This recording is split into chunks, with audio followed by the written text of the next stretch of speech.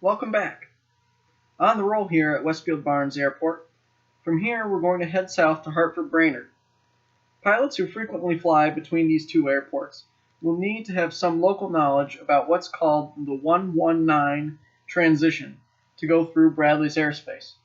This route takes us right over the top of Bradley, which of course is a concern for the airliners going in and out. The 119 transition route ensures that us little guys stay clear of the approaches and departures from Bradley. Now that we're up and out of the pattern at Westfield, let's have a look at the map.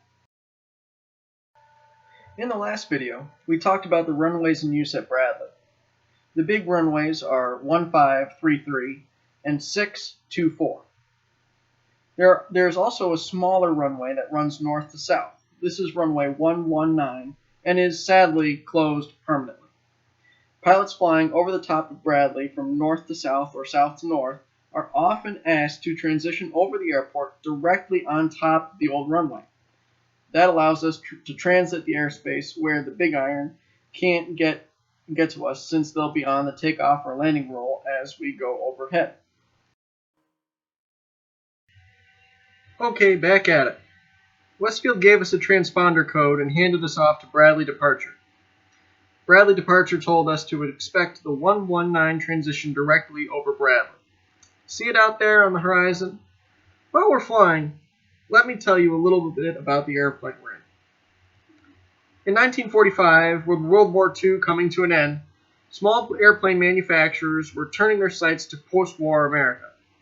They envisioned an America where every businessman and farmer would use airplanes in some capacity to travel the country for business and for pleasure.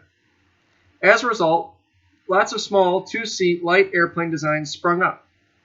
Piper, Aranca, and Luscombe went back to producing their pre-war designs, producing the legendary Champ, Luscombe 8, and of course the Piper Cub. Erco came up with what would become known as the world's safest airplane, the Aircoupe.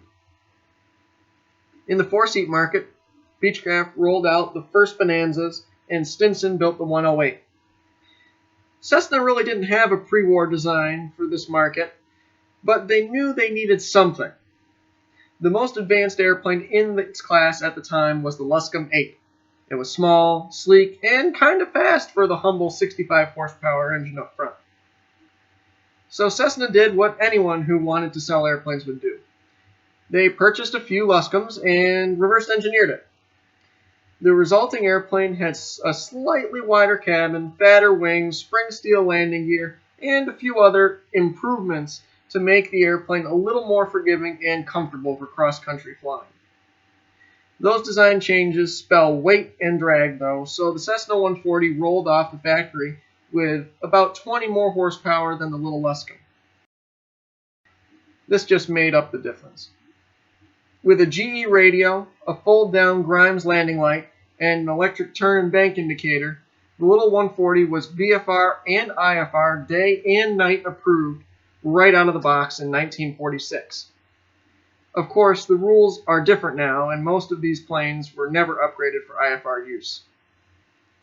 Pilots can flight plan for 85 to 95 knots, that's 100 to 110 miles per hour, expect about 500 feet per minute on climb, and sit relatively comfortably for local and cross-country flying. I've flown this airplane on some really long cross-country flights, and you won't get there in a hurry, but you'll have a lot of fun along the way, I assure you.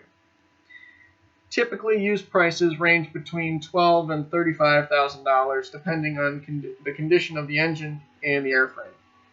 Cessna got it right on their first little airplane. The 140 was evolved into the legendary 150 trainer. Take a 140 and stretch the tail a little bit, add a back seat, you get a 170, and of course that became the 172, the most produced airplane in history. Having flown each of these types, I will say that the 140 is by far the most fun to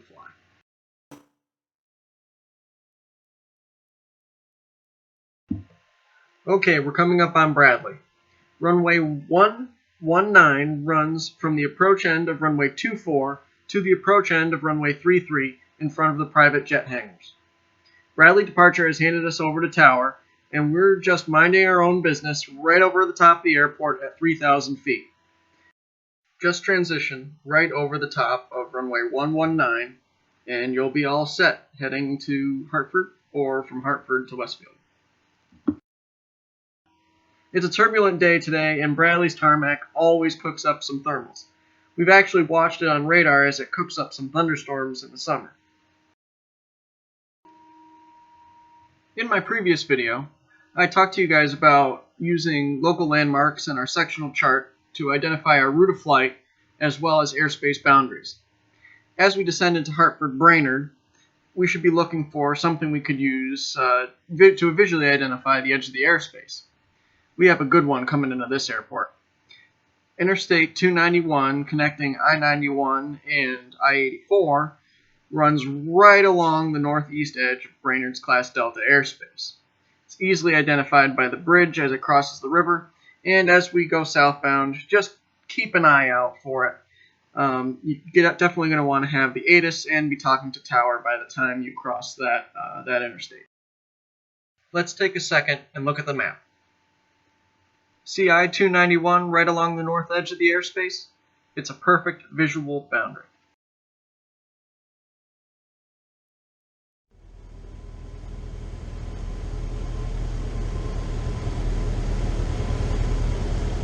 Okay, here we go again.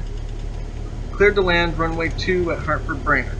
Gas on the proper tank, lights on, undercarriage welded, mixture full rich, propellers, pumps. Well, this airplane's pretty simple and we don't have to worry about a lot of those things. But it's good to check everything to make sure you're configured appropriately. Now I've been flying for about an hour and 15 minutes through turbulent air. Fatigue is setting in. Let's see how it affects my landing.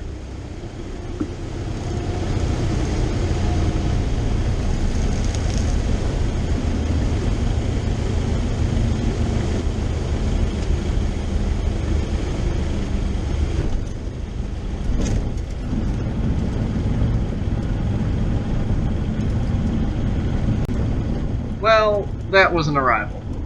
But the airplane's reusable, so we'll chalk it up to a decent landing. Thanks for tagging along. If you guys have any questions, make sure you put them in the comments below. We've got one more video left in this VFR guide to the Connecticut River Valley. If you guys are interested, blue skies and keep the shiny side up.